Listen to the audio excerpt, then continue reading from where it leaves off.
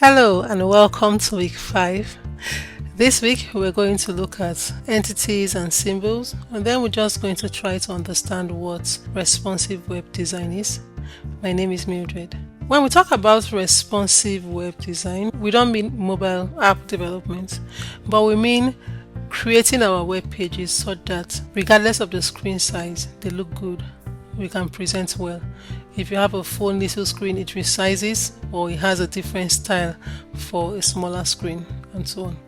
When we get to the CSS course, we're going to look at how we do this with CSS using media queries, where we write styles for different screen sizes, and we will also look at the different CSS properties and the values that we set that makes a particular element on the web page more responsive. Now, the meta viewport, this is the start of a responsive web page. You have to have this meta in your head area, meta name viewport, and then the content is equal to width is device width, initial scale is 1. So this just gives the browser the instructions on how to control the dimension of the page and the scaling. Then after this, now you begin to write your elements so that they are responsive. For instance, when we have an image on the page, you have to set the width of the image. When we set the width to 100%, we might still have problem, and so we have properties in CSS like max width that when we use, the image can resize according to the screen size, and it never gets larger than the original size of the image and things like that. So when you take the CSS course, you will see how we use CSS to control the rest of the responsiveness of a web page. And also when we have text sizes, where we use the unit VW, which means viewport width, to make sure that the text size follows the size of the browser window. So when we get to CSS, we will look at that. So when you hear responsive web design, these are the things that we mean. And so you want to look at the rules and the guidelines for developing a responsive web page, and a web page that is also accessible, which means that when you use screen readers, it can read the page effectively. Now let's look at entities and symbols. We can see that we have this less than sign when we want to start a tag. All of these have special meaning in HTML.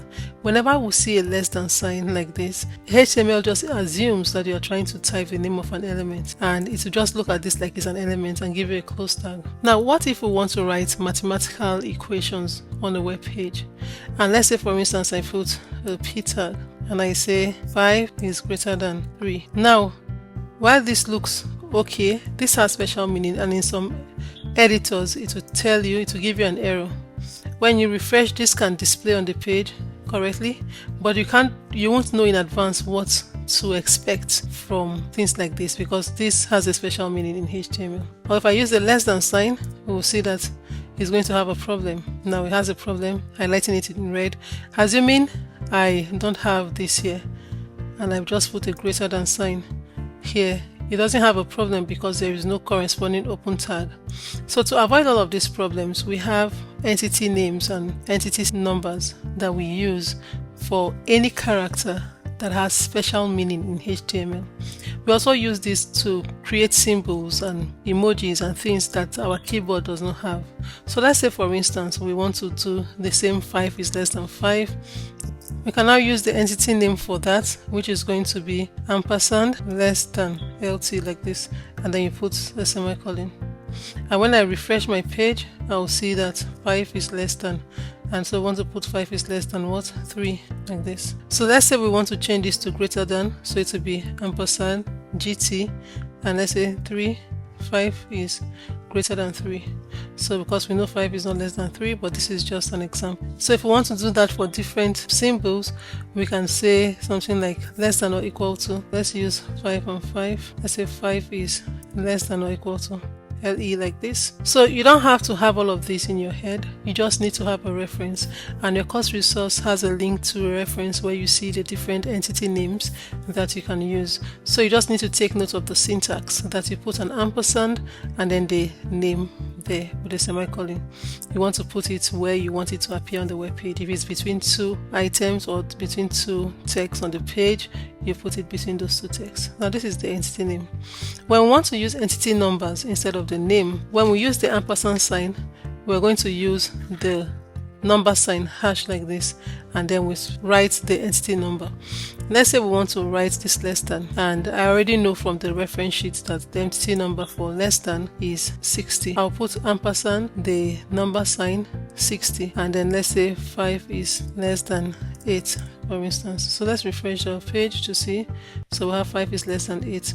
So if I want to change it to greater than, I'll look for the entity number for that, and then I'm going to use the number here. What if I want to do a symbol, a mathematical symbol, like let's say I want to get the cube root of something. I want to ask a question. So I want to have the cube root of 64, for instance. I'll say what is the, so cube root has an entity number, and from the reference sheet the entity number of cube root is 8731, and I'll put a semicolon like this. So when I refresh my page, it's going to ask that question, what is the cube root of 64? So you can see it creates that symbol that we don't have on our keyboard. So whenever you see a page that has all of this and you wonder how it is done, we use entity numbers like this. Alright, so you can do that with the different entity, ampersand, number sign, then an X, then you have 221B. If you want to use hexadecimal, let's say 221B, and I think this should be the same cube root. Let's change the number here to 27. Yeah, we'll have the same cube root. So you want to go through your course resource, look at the reference sheet of the entity numbers or entity names. You can also check online. You'll find a lot of resource for any symbol you want to create. Let's say, for instance, I want to do something like a non-breaking space character. Now this is very important because there are times where we write a value and we don't want it to break, any space to break into a new line. So we use the ampersand like this, and we'll put non-breaking space. And what this means is that you want it to have a space, but you don't want HTML or for any reason, whatever you write here to break into a new line. And it's used mostly when things break into a new line, or when two words or two sentences or two items or two numbers are separated, it now doesn't make sense anymore. For instance, I want to say 10 and I want to put millimole per dl. So I want it to have the units of measurement right beside it. So if this separates into a new line, it won't really make sense. You want it together. So we use a non-breaking space character like this here, and then you make sure that this never breaks into a new line from any kind of formatting. Alright, so you do the same thing like that, or maybe we'll have 10 p.m. or 10 a.m. So it will make more sense when they are together. Or we want to do things like hyphenated names. Let me use my name for instance.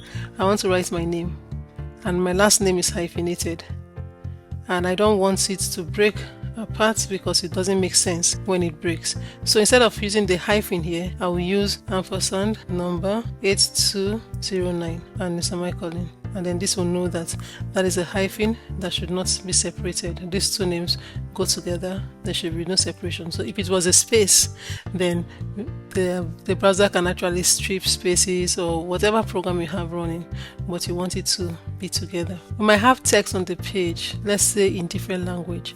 Now you know we have this Meta Charset UTF-8. This encoding allows for several characters and symbols, even with emojis and all that, and it caters for different characters in many languages. So let's say we're writing an English word that has an accent or a diacritical mark, or we're writing a name with a diacritical mark, and we don't have those symbols on the standard English keyboard, right? And we want to type it. For instance, I want to write fiance. We know there's an accent on the E, fiance, and we know that the E has something like an accent on top of it when we see it spelled out.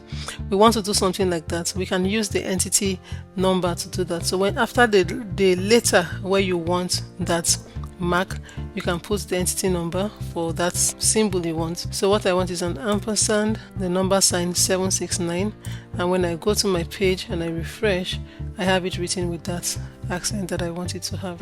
So let's say I want to write something like facade or so. Let's try to write something different from this. Let's say I want to write something like this. It has an accent on the C. So instead of doing this, there's an entity number for this, which is going to be 231, I think. So you have to add the semicolon, if not it is not going to be an entity number. And when I refresh, I have that C written like that. So you see it's giving me suggestion because it's not looking at this as an English word because of that letter that I used that symbol for. So you can see that we can create symbols using entity numbers or entity names in HTML. If you have things like trademark, for instance, let's say I want to put the trademark sign and put my name, and you see those trademark sign, you see an R that is circled above something, so we can put ampersand reg. I think that is the entity name for that. But I want this to be a superscript, so I can use my superscript sub element, and when I refresh my page, I have that. It's the registered trademark, the trademark there. And if I want to do the same thing with the copyright symbol, we use ampersand copy, and then when you come and you refresh, you see the symbol there. So you can see how you can make different symbols, from mathematical symbols to others. Now we can make emojis also. Let's say we want to put like a smiley face. You can research what the entity name or number is for emoji. Let's research, and let me show you how to research. So you can always research and then you find entity number. So now we want to see, this is for, we can either use the hexadecimal number that always has an X here, or you just use the entity number. So we can come to a reference here to see different emojis and their numbers. So let's say we want to get a smiling sign. So I can come to here and say, so I want to say I'm happy. So right, I want the emoji. So I'll put I am, and then I'll put the entity number for the emoji. And when I come to my page and refresh, I have the emoji there. So you can always search online. You see different entity names and numbers for different things that you wish to do. Alright, so this is where we end this lesson. Thank you, and see you in the next lesson.